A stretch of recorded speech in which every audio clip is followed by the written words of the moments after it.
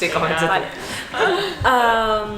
Nosaltres som les primes de Bàrbara, na Marina, na Lucía, na Laura i en Vicente, i la residència que estem fent en el Teatre del Mar se diu Jorge és nom de dona, que és el títol que li han posat, encara que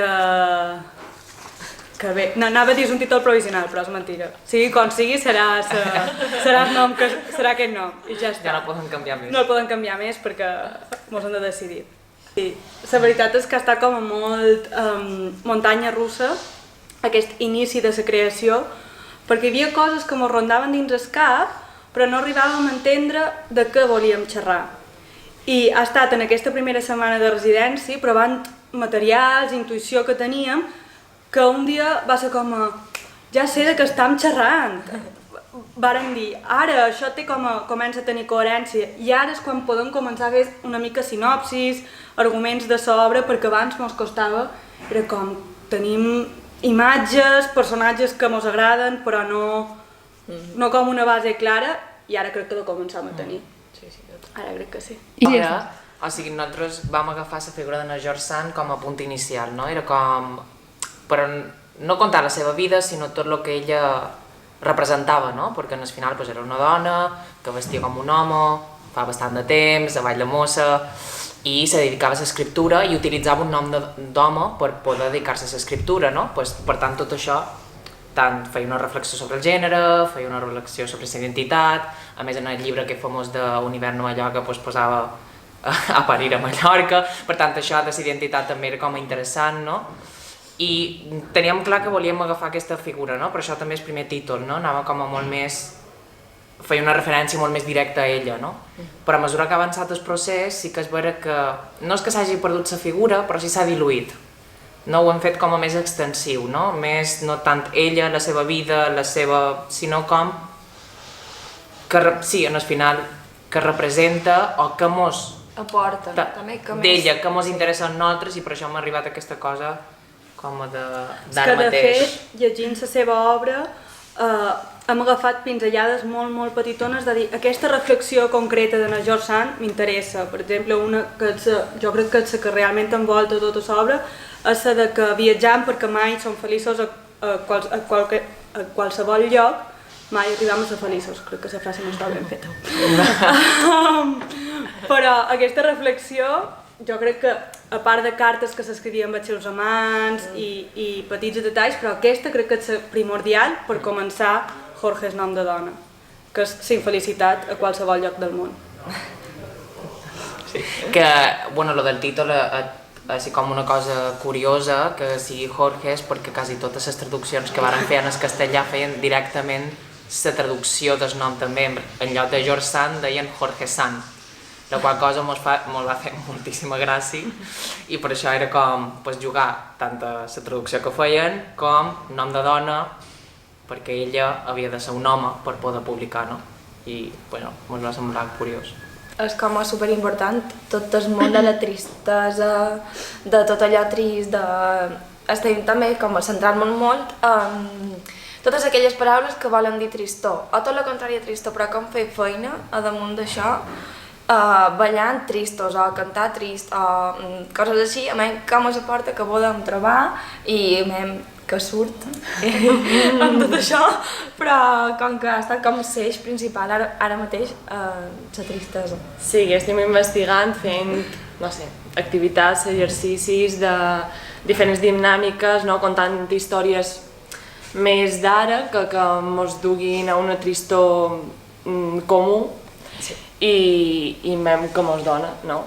Experimentant dins la música, el ball, text, un poc de tot. Sí. A més, ella com a artista tinc la sensació, llegint el que escrivia, que mai estava satisfeta amb o la seva vida o la seva obra o qui l'envoltava sempre cercava més i més. I quan fèiem reunions ens passava una mica el mateix en la nostra pròpia professió. Mai estàvem suficientment satisfets en la nostra feina, amb el producte, entre cometes, en el que arribàvem, és a dir, l'espectacle en el que arribàvem, i vàrem com a lligar, vàrem tenir com una sensació d'empatia amb ella, de dir nosaltres tampoc arribàvem a estar satisfets mai. Per què passa això? Perquè realment miràvem al nostre voltant i hi havia molta gent insatisfeta. que no se trobava del tot feliç i dèiem, estem com a un estat col·lectiu de solitud i tristesa i melancolia. Sí, posem d'excusa un poc això del viatge, aquesta escapatòria cap a la felicitat que potser no la trobes, encara que vulguis escapar i cercar-la. I desconnectar, i uah, vinga, ara me connectaré, ara me desconnecto per connectar amb jo mateixa i tornaré superfeliç. Bueno, pues la millor no és I vera. arribes en el lloc on te'n vas a desconnectar i penses, tal volta a casa estava millor i connectava més amb jo mateix. Hauria de tornar per connectar les meves arrels. I com que sempre aquest viatge, no? Però bueno, potser també això és el que ens fa seguir actius. Sí, exacte. També vàrem entrar en aquesta part d'ambició, de què era positiu, què era negatiu. Aquí tenim com a diverses opinions. Quines són les dues paraules? Ambició i... Inconformisme. Inconformisme i quina és la diferència entre insatisfacció i... No, inconformisme i ambició. És que és difícil. Ja. I com a vegades una persona ambiciosa se veu de manera molt positiva i a vegades una persona inconformista se veu de manera negativa, de dir no te conformes mai en res, que a mi això és una frase que m'han dit, o ets molt ambiciosa, i això t'ho deien d'una manera com a positiva. I dèiem, però quina és la línia entre un i l'altre? De fet, vàrem cercar el significat que hi havia a la RAE. Tot el contrari, també, no? Sí. Una persona ambiciosa que pot ser com a molt negatiu i una persona inconformista és com, bueno, pues també pot ser positiu. I vàrem estar, el que deia ella, que vàrem fer com una llista de ment, com ho comparant, que té a veure una cosa amb l'altra. I vàrem trobar moltes coses. Sí, clar, al final ella ni tan sols va guanyar res perquè qui ho va guanyar era un George Sand o un Jorge Sand, aquell home inexistent, era com que no se l'atribuïa ell el mèrit, a part de la gent que ho sabia, que era el seu cercle més proper, però tampoc arribava a ser ell aquella figura. Sí, puc entendre el seu inconformisme. Sí, sobretot començant amb un escalfament molt llarg perquè és necessari i després anàvem repassant el que hem fet els dies anteriors, no? Exercicis, un poc de ball, que tenim un parell de coreografies i després recol·lectam textos i anàvem provant amb exercicis i amb què surt i vam sumant o restant. Sí, com anàvem també provant com muntar aquestes escenes, gràcies a tenir aquest espai podem provar directament a l'espai, ja que sé, com per aquí o... imaginant-nos com venen, pues, com seria realment amb el públic a l'espai, jugant amb ells o no, el que podem, clar. Però, en plan, muntant realment les escenes. I és molt guai, bueno, i ben que surt.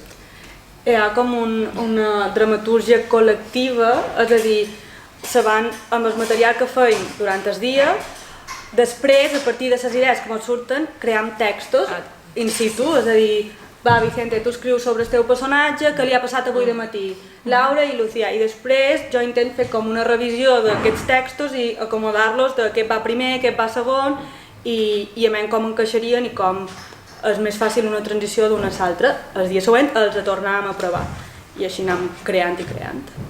Que després potser no és res d'això, però de moment...